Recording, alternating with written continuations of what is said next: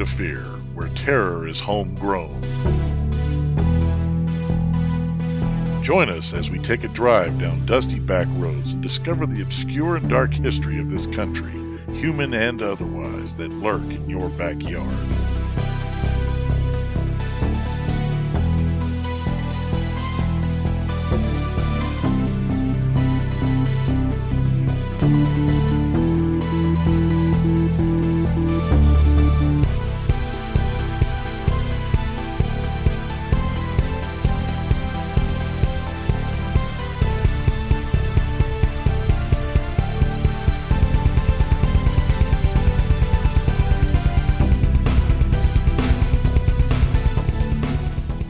Hello everyone, welcome back to another fantastic episode of State of Fear. I'm your host Chris, and with me always is the co-host with the most assists, James.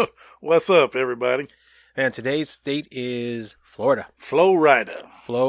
The great... The Sunshine State. The state of Florida, man. Which you called California when we did California, but no, we had to fix that.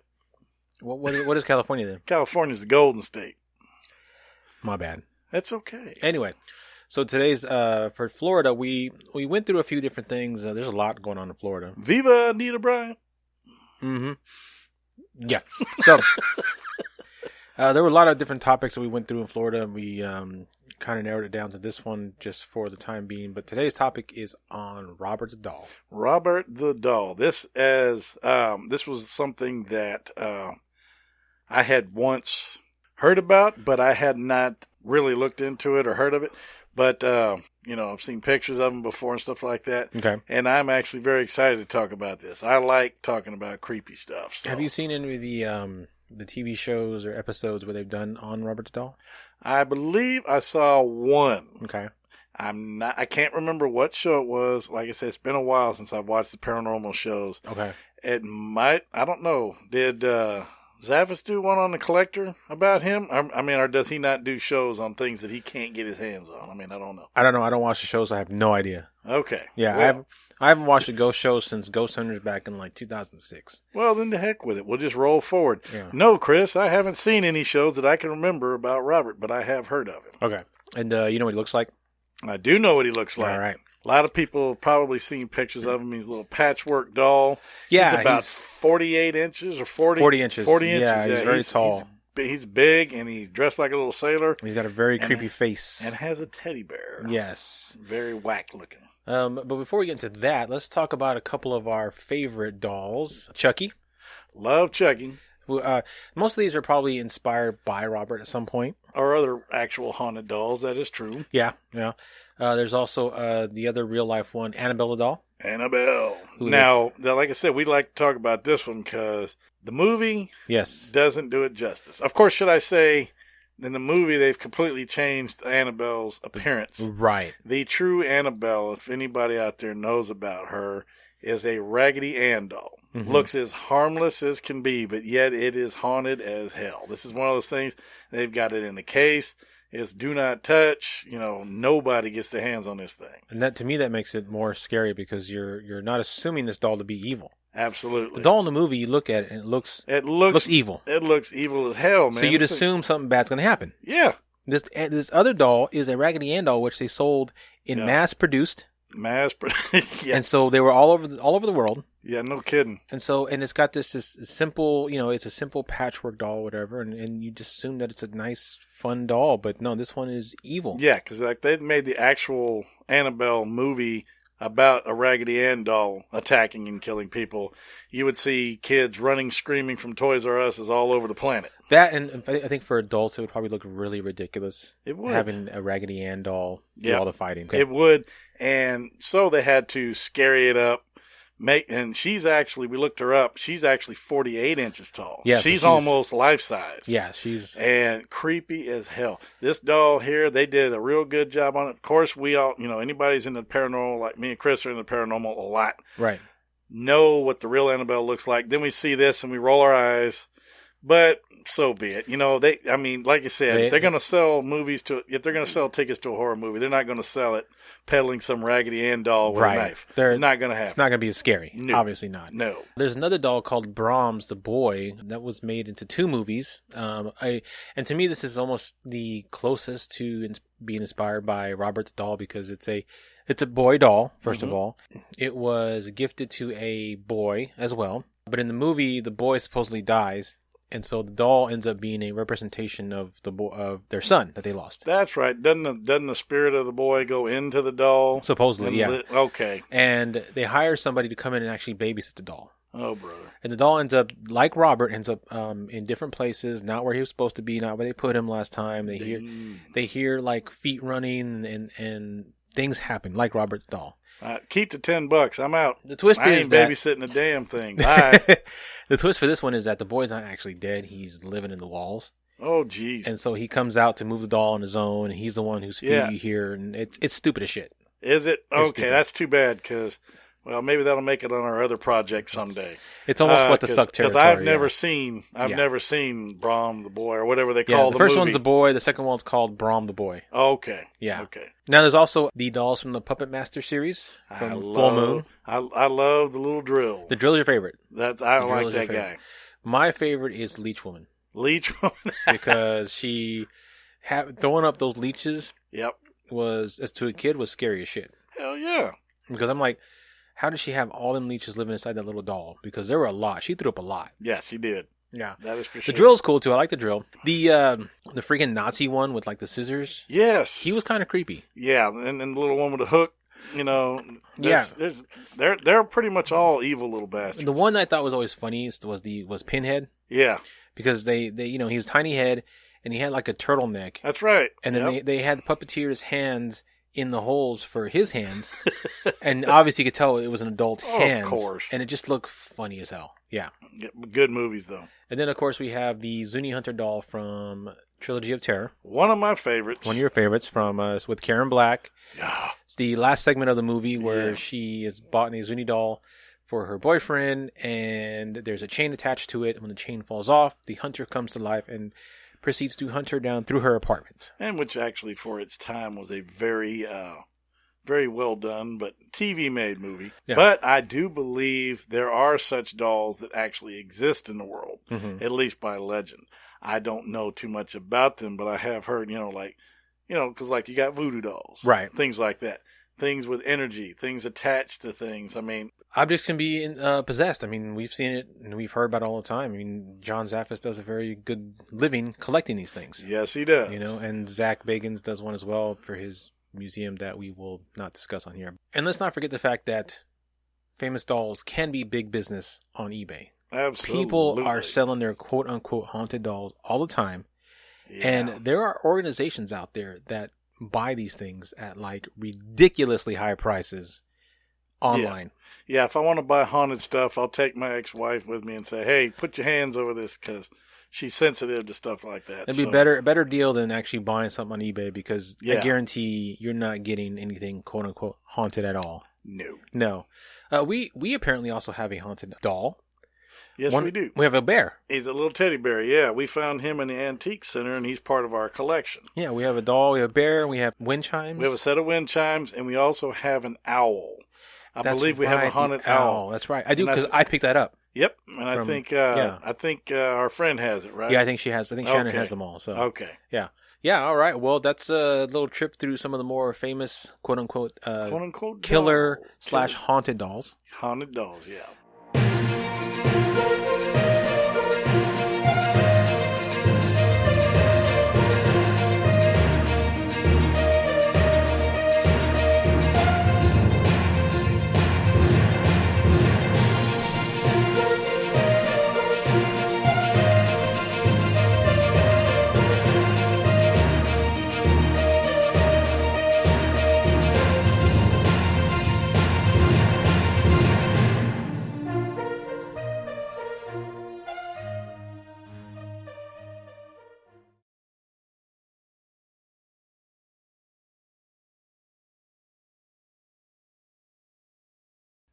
And before we do that, let's get into the weird news of the day. Absolutely. Today's story is a pretty interesting one. Deals with a little paleontology up in the house. Paleontology. Story is called Creepy Extinct Fish with Fingers Unearths the Bizarre Truth of How Hands Evolved. Story goes, no, not those fish fingers. Defrosting and a microwave weren't required here. Humans may not be directly related to fish, except maybe Abe sapien or that creature from The Shape of Water. But the fossil of an extinct fish known as Elpisostege watsoni was a breakthrough for a research team from Flinders University in Australia and Université de Québec et Rimouski in Canada. This literal fish out of water had fingers, as in actual finger bones, on its pectoral fins. Its 380-million-year-old skeleton revealed how vertebrate fingers evolved from fins. That is impressive. First of all, 380 million years, that predates dinosaurs by 315 million years. Wow. That's something else. Because we're talking about 65 million years ago was our boy T-Rex and stuff like that. Continuing is how a prehistoric fish morphed into tetrapods. The find, quote, reveals extraordinary new information about evolution of the vertebrate hand, said Dr. John Long, strategic professor in paleontology at Flinders University, who recently published a study in Nature. Quote, this is the first time that we have unequivocally discovered fingers locked in a fin with fin rays in any known fish. The articulating digits in the fin are like the finger bones found in the hands of most animals. Elpisostegalians, that's a great word, were amphibious predators that merged features of fish and tetrapods. They were the closest known evolutionary ancestors of tetrapods, but are thought to have appeared more fish-like, closer to how you would probably imagine a fish-crocodile hybrid, since they still had the scales and gills. Weird. Their large skulls with eyes on top were part of their morphology closer to tetrapods, and unlike fish, they had insignificant dorsal and anal fins or none at all, relying instead on their pectoral fins to carry them around in shallow water or all the way to shore. Finger-like bones made it easier for them to spread their weight through these fins. No other fossils have revealed the complete anatomy of an Elpisostegalian's extraordinary pectoral fins until now. Out of 4 Elpisostegalian, I wonder how many times we're going to throw that word at me, species, E. watsoni is the only one whose body shape and proportions can now be fully fleshed out. Tetrapods are thought to have emerged in the form of Elpisostegalians during the Devonian period. Earlier fossilized impressions of bones that suggested the beginnings of a transformation do exist, but these not quite fish or tetrapodomorphs, which probably walked, marked the dawn of the transformation into tetrapods. What may have deceptively appeared to be a fin could have been mistaken for one, since it still shows fin rays, characteristic of fish. These fins were actually hiding skeletal digits that Long and his team determined to be the closest skeletal structure to a tetrapod hand ever found. Quote, these findings pushes back the origin of digits and vertebrates to the fish level. The fish level? I like that. And tells us that the patterning for the vertebrate hand was first developed deep in the evolution, just before fishes left the water. So, where did fish end and tetrapods begin? The Devonian phenomenon of fish fingers was undoubtedly one of the most significant events in vertebrate evolution. Later incarnations of tetrapodomorphs would eventually ditch the gills for lungs and further adapt to terrestrial life by developing strong muscular structures in fins that were turning into legs, dorsals and anal fins that were now necessary for stability and swimming in water also disappeared. Functions of major organs began to change, and sensory abilities to detect movement of predators and prey in the water gradually faded. Through E. watsoni was probably not in much danger of being eaten since it had fangs for days. Elpisostege further blurs the line between fish and tetrapods in showing a greater number of tetrapod novelties than are present in any other fish. Watson and his team concluded in the study. We just hope that monster sharks won't start taking sunset walks on the beach anytime soon. Yeah, that's my worst nightmare. Yeah, Yeah. land shark. Yeah, land shark is my worst nightmare. Yep. But not funny like land shark, like real dangerous like land shark. That's interesting story. But yes, eventually I do know that a lot of reptilian species were evolved from creatures learning to crawl from the water eventually at some point. Fish had fingers, huh? Crazy. Yeah, and I bet they use that middle one a lot. Especially when the traffic was bad, I'm sure. Down under the sea. I'm sure, but that is our story today, my brother. Like, can you imagine swimming in the lake and normally you don't feel a fish, go past you in at all? The lake. They avoid the hell out of you. Yeah, but like if they had fingers and they just kind of like, how when you're walking through a crowd and you kind of push your way through a crowd using your hands sometimes. Yep. Can you imagine a fish doing that to your leg? Saying, move, fool, get out of my way. How freaky would that be to feel fingers underneath? That'd be awesome. Or grab your ass or something. That'd be bad. I'd be freaked out. That wouldn't work. That would be weird. Yeah. Yeah, all right. Good story, James. All right, brother.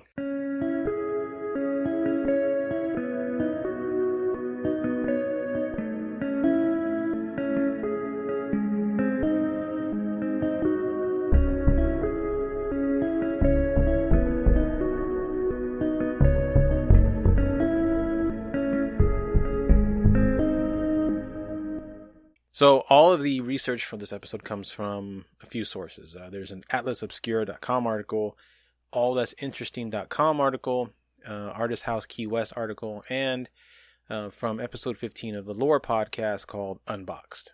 Nice. One warm day, a plumber enters a house on Eaton Street in Key West, Florida.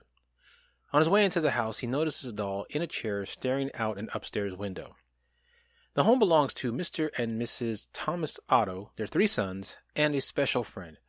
However, that day none of the children were at home. While attending to his assignment, the plumber suddenly heard the laughter of children come from the upper part of the house. Remembering that the children were not at home, he decided to investigate, and when he reached the room the doll was in, he found that the doll had moved to another part of the room, and objects he had seen in the doll's lap were now on the other side of the room, as if the doll had thrown them. That doll belonged to the youngest child, Robert Eugene Otto. Its name was Robert the doll. Robert the doll is a 116-year-old doll that currently resides at the Fort East Martello Museum in Key West, Florida. The officials at the museum trace Robert's origin to the Steiff Company, a toy designer that created the very first teddy bear for Theodore Roosevelt. A Steiff historian told the museum that Robert was never meant to be a toy. He was not a mass-produced item and most likely was part of a set fabricated for a window display of clowns or jesters. This would explain the doll's unusual size. Robert is a 40-inch doll, while dolls from the time period generally didn't exceed 14 inches. Most historians agree that Robert was given to Robert Eugene Otto, who went by Gene, by his grandfather as a birthday gift, who bought the doll during a trip to Germany. However, there are other stories perpetrated around there. One is that he was given to Gene by the family's maid as retaliation for wrongdoing perpetrated by the family. The other says that he was given to Gene by his great aunt Bridget, who was also on a trip to Germany and found the doll while shopping. But the vast majority of historians believe that he was given to him by his grandfather. But he still emanates from Germany. Still comes from Germany. No matter what, who gave it to him, what he comes from Germany. He comes from the Steiff Company. Yes. Okay. Now, once he received the doll, no matter where he got it from, the doll had an immediate effect on Gene, and they soon became inseparable. See, Gene was a quiet, shy boy who found it hard to make friends. Having this life-size doll gave Gene a friend that he had never had before. And he was so enamored with the doll that Gene named the doll after himself and even dressed him in one of his own sailor outfits. Now, see, that bothers me, though. A boy who has trouble making friends instead of helping him. I don't know. I guess back then, I don't know if psychology was really heavily used or something for children. But I have a problem with that. Let's put him up in the attic with the doll and let him just sit there and talk to the doll all day. That just seems a little whack to me. Seems like an easy it way out. Easy fix. Easy fix, yeah. It's like today's, if a kid don't behave, you just plug him into a Xbox and walk away. Or you drug his ass up. Yeah. Yeah, some Ritalin or something, Yeah. Yeah. No thanks. Gene would place the doll in a chair next to him at the dinner table, and the doll would sit on the toilet while Gene bathed, almost watching over him. Gene eventually gave Robert his own room in the attic, complete with furniture, toys, and even a teddy bear and a chair that Robert's always sat in. His parents and the household staff began to claim they could hear Gene in his bedroom having full conversations with someone they swore was another person that was not Gene. But when they would enter the room, they always found Gene sitting on the floor across from Robert, who was always in his favorite chair. However, there were other times when his mother would often find him in the corner of his room, cowering, holding his knees in his arms while the doll sat in the chair and stared.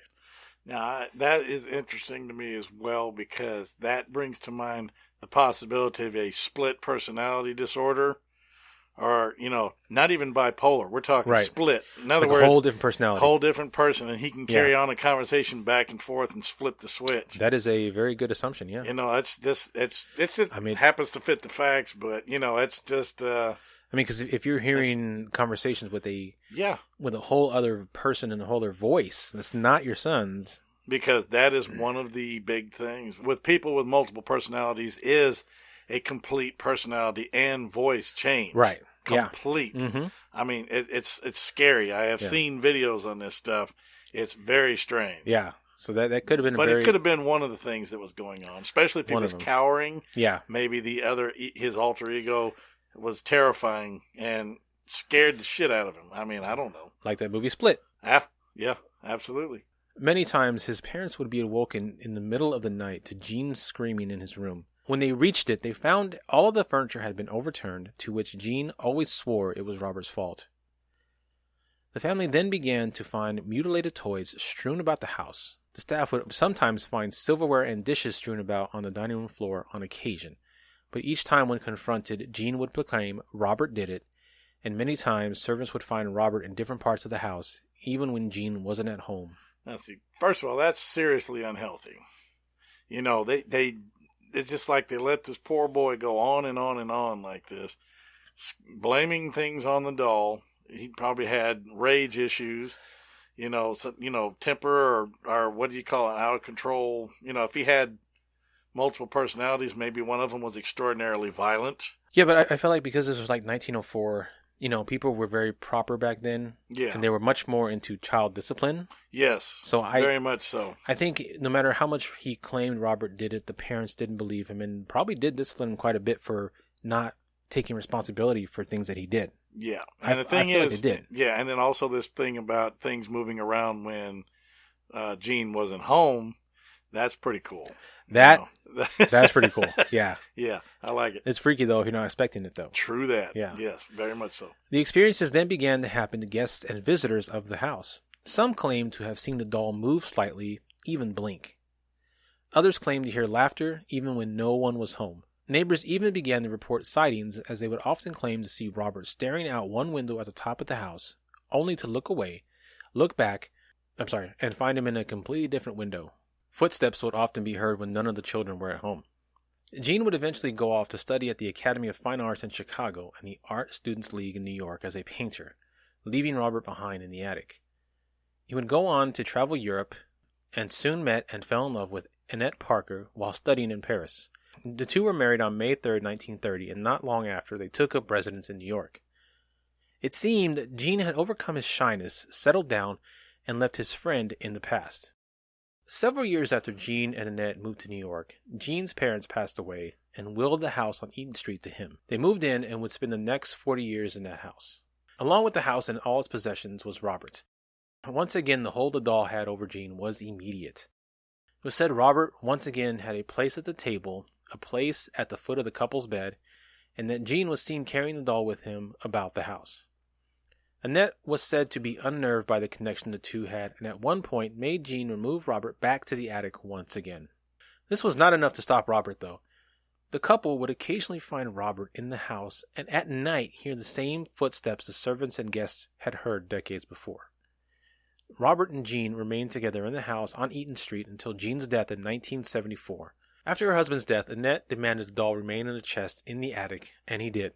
However, shortly after his death, Annette sold the house and died herself 2 years later.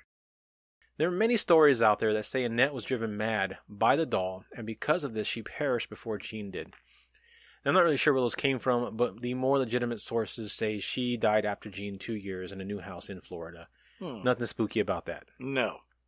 The new owner, Myrtle Reuter, found the doll in the attic and took it out of the chest. Robert would be on display once again for all to see, and for the next 20 years, Reuter and her guests would report weird things happening to and around the doll.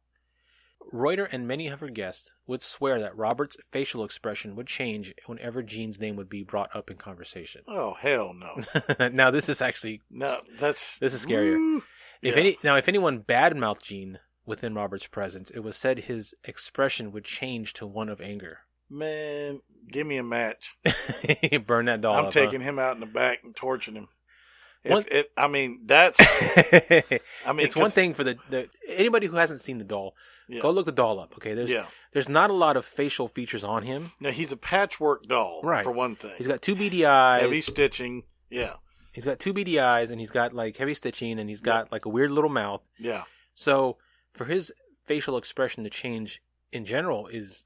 That's disturbing, extraordinary. Enough. Yeah, absolutely. But for him to get angry, for him to form the eyebrow movement, because there are dolls out there we've anger. all seen in pictures and photographs, things like that. Yeah. That they follow you. Right. You can walk from one end of the room to the other, and it looks like the damn thing is staring at you the whole time. Ventriloquist dummies are bad about that. Oh yeah, that's right. That's another dummies. one. Yeah. But yeah, I could see how that would happen. But man, I'm telling you, if I saw it change expression, I'm sorry, I'm finishing my tea and getting the hell out. He would burn it down. Bye. Next time in my house. Once again, the footsteps would be heard, and Robert would be found in parts of the house he wasn't supposed to be in.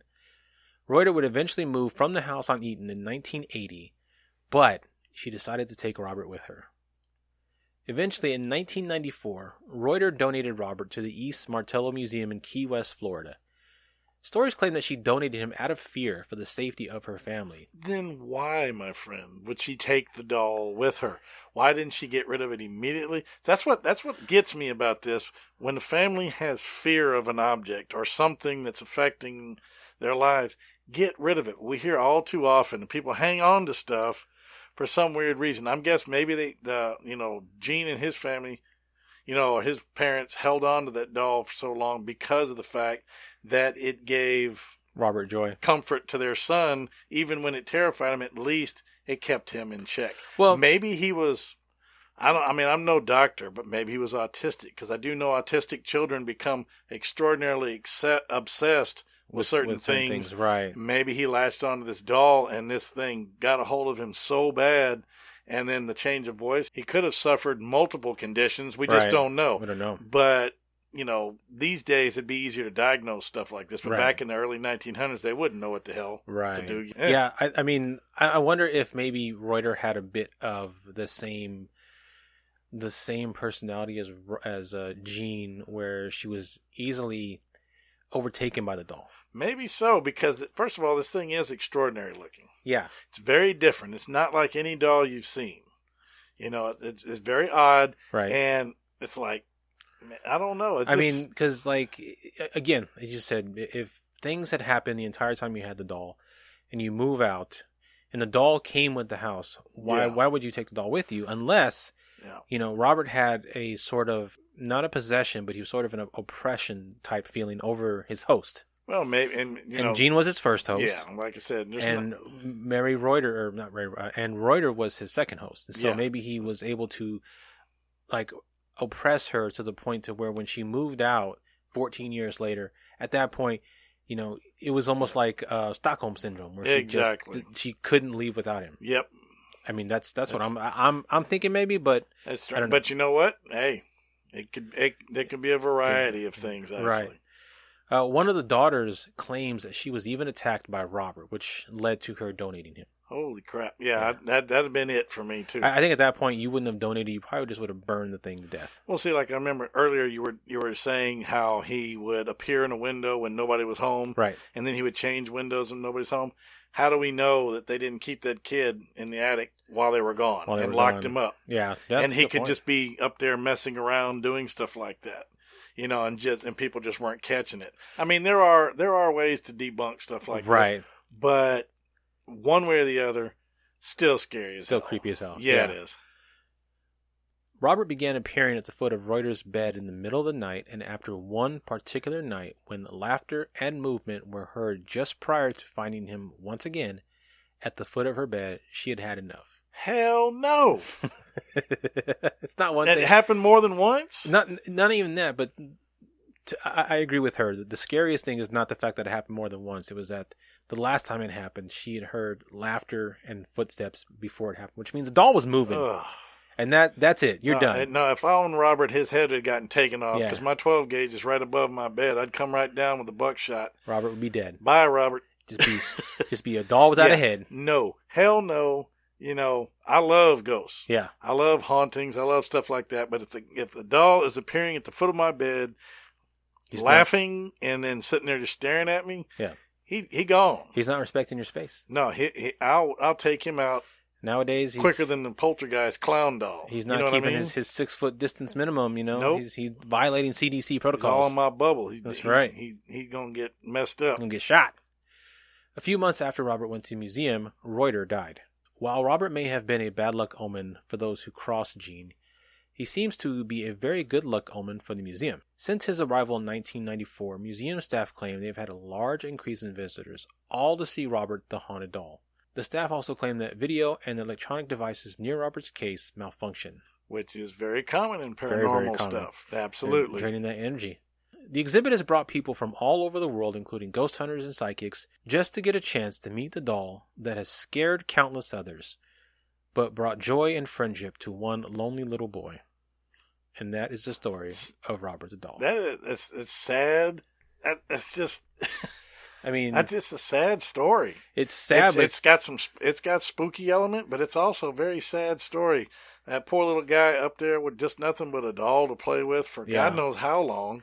He turned out, his life turned out pretty lucky, I would say, because generally, you know, if you have that sort of childhood, you don't grow up to be a functioning member of society. True that. But he grew up, he went to college, he got married. He got his stuff together. You know, so, when he went back home, the doll kind of reoppressed him. But prior to that, he was able to have a fully functioning life. And he died of old age, and so did the wife, you know, so. Yeah, I guess maybe when he went back home, you think maybe he regressed emotionally and psychologically a little bit back to when he was a boy. You know, and I would probably say that also had maybe a lot to do with sometimes when you have a childhood that's not rough, you know, as a boy like he was, who was very, you know, shy and awkward, to have a father who may have been a bit more bearing, maybe there's some sort of, you know, underlying unspoken sort of history there that's going to affect you. And then you see the doll,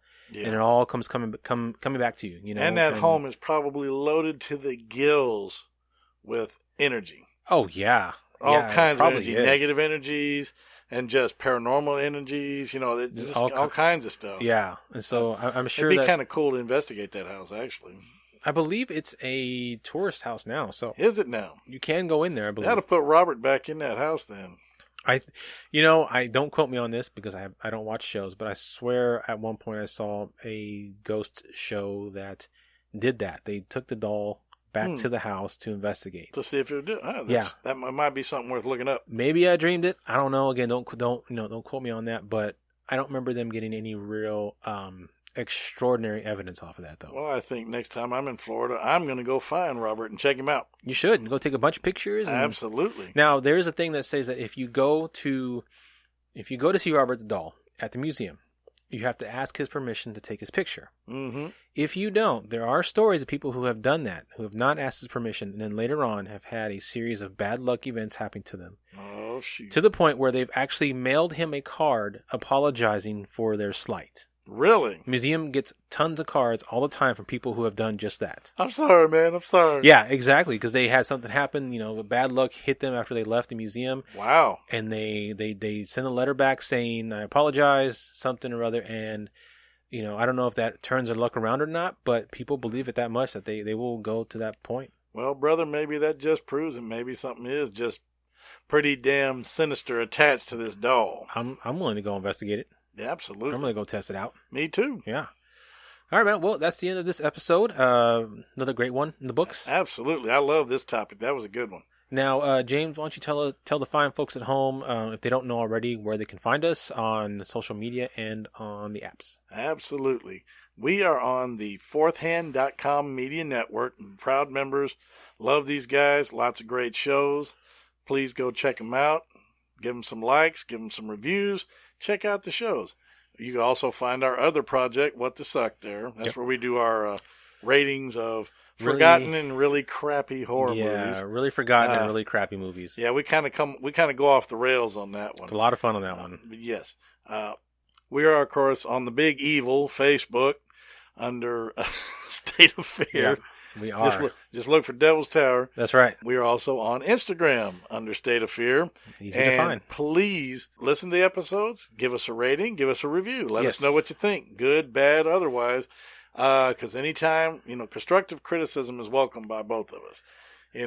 Just keep it real. Because if you get too nasty, we'll come back at you. And the more you rate and review us on Apple Podcasts, the further up the list we go. That's and, true. We're on Apple Podcasts. We're on Google Podcasts. We're on Spotify. Castbox. Pretty much anywhere. Chris has worked real hard to get us out there. Or even on YouTube. Even on YouTube. Yeah, so go find us on YouTube, too. Yep. Yeah, all right. Well, until then, James, I look forward to our next episode, our next state, and our next road trip. Absolutely, my brother. All right, see you guys. Take care. Oh, and don't forget to stay tuned for the personal encounter stories coming up right now. My name is Melissa, and my story is about the serial killer Gerald Stano. I grew up in Daytona Beach, Florida in the 1970s and 80s. My dad was a police officer, and he used to share all kinds of work stuff with me that made me feel like a grown-up. But it meant that I didn't have a childhood like other kids. While other families talked about school or sports around their dinner tables, at our house the main topic was crime. Like crimes committed by the motorcycle gangs in Daytona, to crime farther afield like the Atlanta child murders. My dad took me aside one day and said, "Girl, keep your head on a swivel and don't trust anyone." Every Sunday, I would go to church with my grandparents. They were super religious and they used to do tent revivals back in the 30s and 40s. So we'd go to church, and afterwards we had a weekly ritual of eating lunch at a little restaurant around the corner from my mom's house. I'm not going to name the restaurant because it's still in business today, but they advertise as having the best chicken in town. And it was the most delicious fried chicken I've ever eaten. I can't tell you how many times I've been there, probably over 100. We even got takeout during the week most of the time too. But what we didn't know is that our food was being cooked by a serial killer. Gerald Stano was a cook there. I knew him, not personally, but on sight. When my grandfather would pay our bill after the Sunday meal, I'd walk up with him because he'd let me handle the money and get change, and it was fun for me.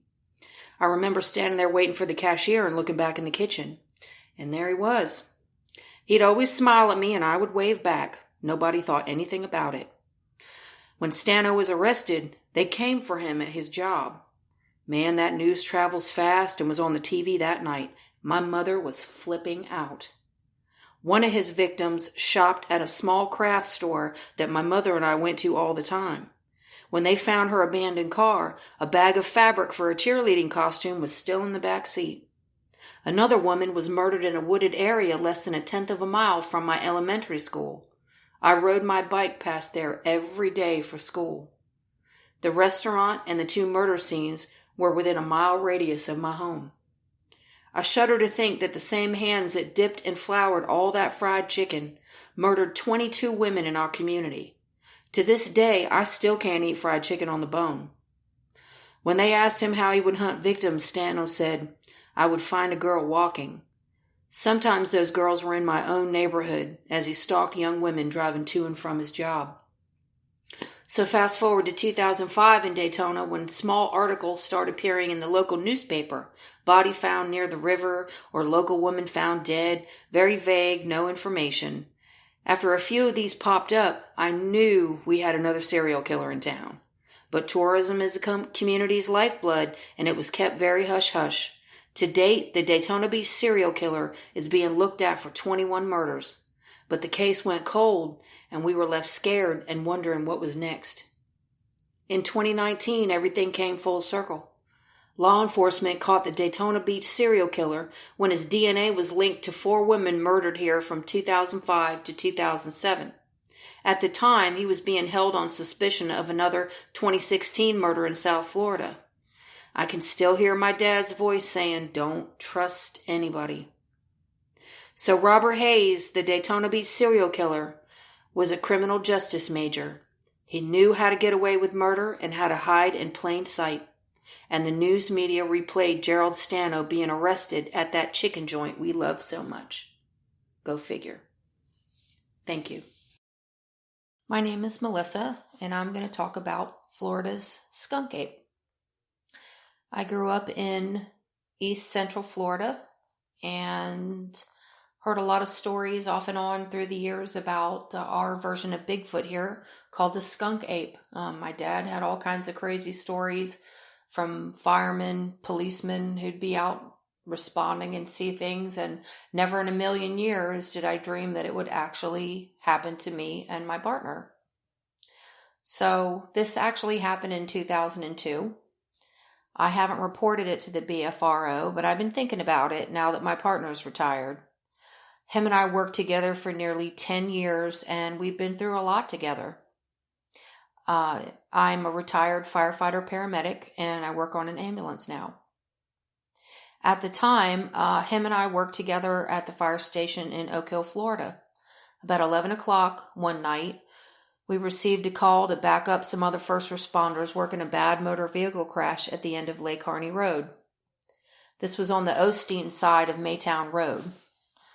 If you're not familiar with that, it's a long stretch of very desolate road, 2-lane highway that is surrounded by tree farms. It's about 18 miles one way.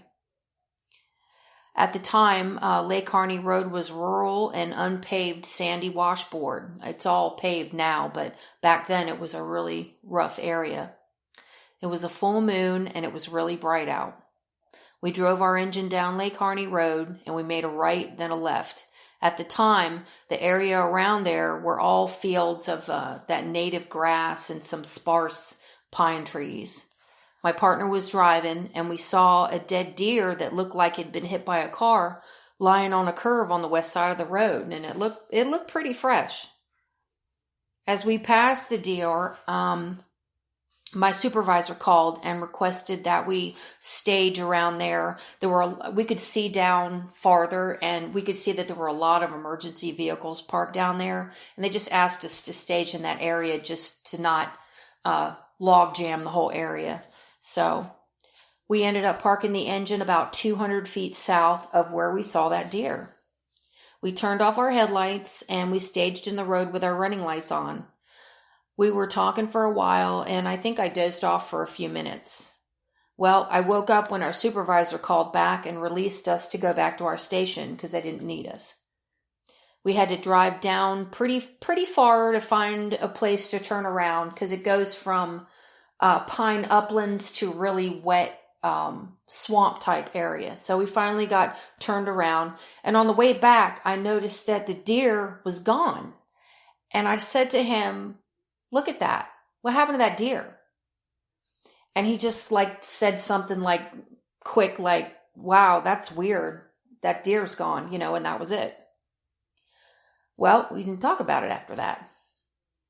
8 months later, we were sitting around at the station, and my partner asked me if I remember that call on Lake Harney Road with the missing dead deer. I started to tell him I thought it was a panther that drug it off. I remember this whole situation really clear because at the time I was involved with Florida panther conservation. I was really into it. I even started carrying a plaster of Paris kit, in case I saw any tracks, And I remember thinking that night, wow, I bet a panther drug that off. I should have looked in the road for tracks. And I'd thought about that for a while, and I was fretting about that. It was like a missed opportunity for me.